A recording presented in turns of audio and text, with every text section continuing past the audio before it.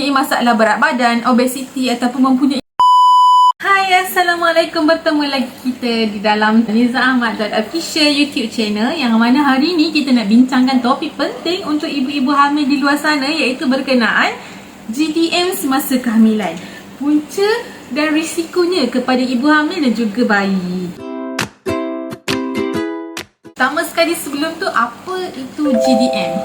GDM ni adalah Gestational Diabetes Mellitus, yang mana diabetes yang berlaku sepanjang kehamilan sahaja. So tidak hairanlah kalau sebelum kehamilan ataupun selepas kehamilan ni dia tak ada diabetes pun, tapi waktu hamil dia detect ada diabetes, iaitu GDM semasa kehamilan. Apa punca GDM berlaku semasa kehamilan ini? So GDM ni berlaku apabila insulin yang dihasilkan dalam badan ni tidak mencukupi ataupun tidak dapat digunakan secara efisien. Yang mana insulin ni fungsinya adalah mengangkut gula-gula dalam darah ni kepada sel-sel yang untuk digunakan sebagai tenaga tidak dapat berfungsi secara efisien.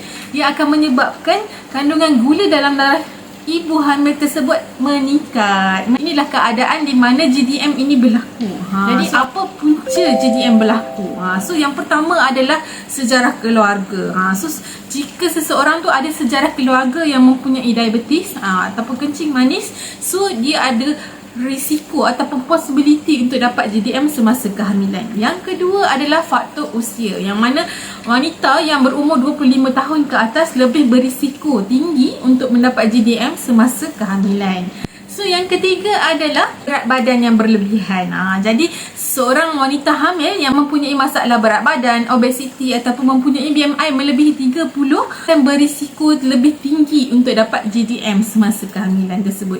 Dan yang keempat adalah sejarah GDM. Sejarah GDM semasa kehamilan sebelumnya. So jika sebelum ni kita pernah ada sejarah GDM semasa kehamilan, so kehamilan seterusnya perlu lebih berhati-hati supaya GDM tersebut tidak berulang untuk kehamilan yang seterusnya. So apa risiko kepada ibu hamil dan bayi jika mendapat GDM semasa kehamilan? So yang pertama adalah GDM ni boleh menyebabkan preeclampsia yang memberi kesan kepada tekanan darah. Yang mana tekanan darah ni akan mempengaruhi saluran darah dan juga organ dalaman wanita hamil tersebut. Preeclampsia ni didatangkan dengan simptom. Yang pertama adalah tekanan darah tinggi. Yang kedua adalah proteinuria, yang mana terdapat kehadiran protein dalam air kencing ataupun urin ibu hamil tersebut. Apabila terdapat protein dalam urin yang memberi tanda bahawa buah pinggang ibu hamil tersebut mempunyai masalah. Selain tu, simptom-simptom preeclampsia ni juga boleh didatangkan dengan sakit kepala yang teruk, penglihatan yang sukar, muntah-muntah, sakit perut yang teruk dan juga pembekakan yang berlaku terutamanya pada tangan dan kaki. Risiko kedua adalah dipaksa bersalin pada usia baby 37 minggu dan juga kemungkinan berisiko untuk melahirkan bayi secara pembedahan. Risiko yang ketiga menghadapi GDM semasa kehamilan adalah risiko untuk mendapat diabetes type 2 di luar kehamilan. Apa pula risiko GDM kepada bayi yang dikandung? Jadi risiko kepada bayi adalah makrosomia. Yang pertama adalah makrosomia. Bayi yang dilahirkan oleh ibu hamil yang ada GDM, biasanya bayi tersebut lebih besar dan akan mempunyai komplikasi semasa bersalin. Yang kedua, bayi tersebut berisiko untuk mempunyai gula darah yang rendah selepas lahir.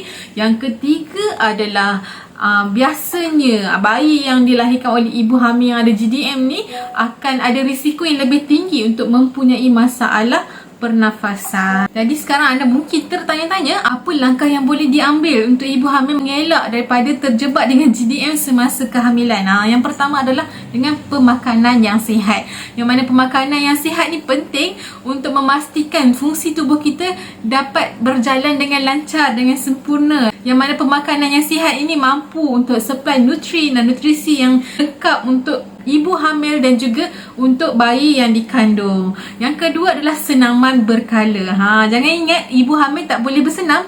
Boleh. Cuma ada senaman-senaman yang perlu dielakkan. Senaman ringan seperti brisk walk ataupun berjalan kaki sekurang-kurangnya 30 minit sehari itu insya-Allah dapat membantu untuk kita amalkan kata gaya hidup yang lebih sihat. Yang ketiga adalah pemantauan gula darah yang sihat. So biasanya ibu hamil ni ada check up dekat klinik kesihatan. Pastikan anda ambil tahu tahap gula darah yang sihat.